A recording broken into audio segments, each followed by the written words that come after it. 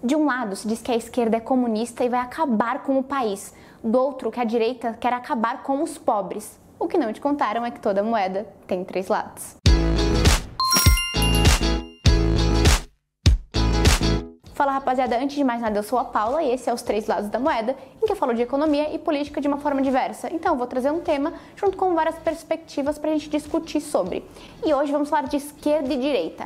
Como definir esquerda e direita? Basicamente são 2 simples passos. Primeiro, você defina a época. Estamos falando de atualmente, 2021, 1940 ou até mesmo nos anos 2000. Depois, defina o país. A gente vai tratar do Brasil, Estados Unidos, Inglaterra ou Alemanha. Definido isso, a gente vai ver quais ideologias estão englobadas para depois conseguir caracterizar quais são as características específicas da direita ou esquerda naquele ano, naquele país. Um exemplo muito bom que isso fica muito claro vamos pegar, por exemplo, direita. O que era a direita na Alemanha de 1940? Naquela época, a gente está falando da Alemanha nazista. Então a direita era composta ou era caracterizada por um Estado grande, forte, controlador, autoritário, que intervinha muito na vida das pessoas, que mandava em tudo. Já se a gente pega a direita brasileira atual, ela é composta principalmente e tem características que a compõem, que são pouco Estado, ou um Estado que intervém menos na economia e nas liberdades individuais,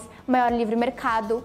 Ambas são direita. Se pegar os Estados Unidos, então, é completamente diferente. Basicamente, a esquerda dos Estados Unidos é a direita brasileira e a direita dos Estados Unidos é a esquerda brasileira. Tudo muda bastante. Tá, e atualmente no Brasil, como que isso funciona? Basicamente, assim como falar esquerda e direita são coisas vazias, falar só o nome da ideologia também não é muito bom. É legal caracterizar de que autor a gente está tratando. Mas para vocês conseguirem ter uma noção melhor, eu vou dar uma explicada. A direita brasileira, atualmente, é composta por liberais, conservadores, e cuidado que conservadores as pessoas confundem muito sobre o que realmente é, já vou explicar, e os liberais na economia e conservadores nos costumes. Já a esquerda brasileira é composta principalmente por progressistas, social-democratas, comunistas e socialistas. Vamos entrar um pouco na direita.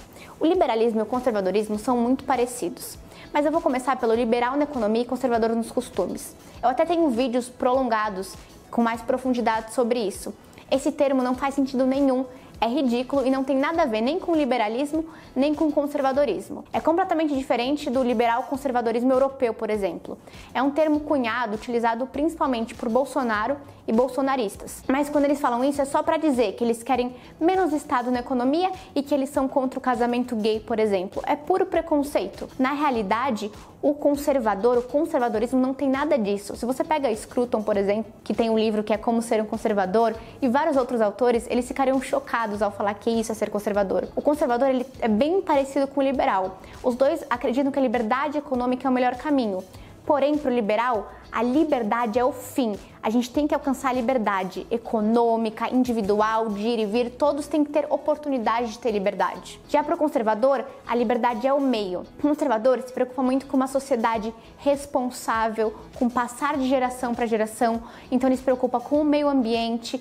E para eles, uma forma de alcançar uma sociedade responsável, coesa e unida é por meio da liberdade. Para eles, a liberdade é o meio, não o fim. Entenderam a diferença? Já do lado da esquerda, a gente tem socialistas, comunistas, que são 2 coisas diferentes, já vou explicar, e os progressistas e social-democratas. Os progressistas e social-democratas, eles são mais reformadores. Eles acreditam que o sistema capitalista é ruim, mas que por meio de reformas, de um Estado grande que intervenha, que distribua a renda, é possível melhorar a sociedade. Mas socialistas e comunistas não, eles acreditam que o Estado atual é um Estado burguês, que a gente tem que ter a ditadura do proletariado, fazer uma revolução, não uma reforma, instaurar essa ditadura do proletariado, pegar os meios de produção da burguesia, então tirar as máquinas, a indústria da mão dele, e tudo é de todo mundo. Mas qual a diferença entre esses dois, não é mesmo? Que querem a revolução e não a reforma. O socialismo é uma frase pré-comunismo.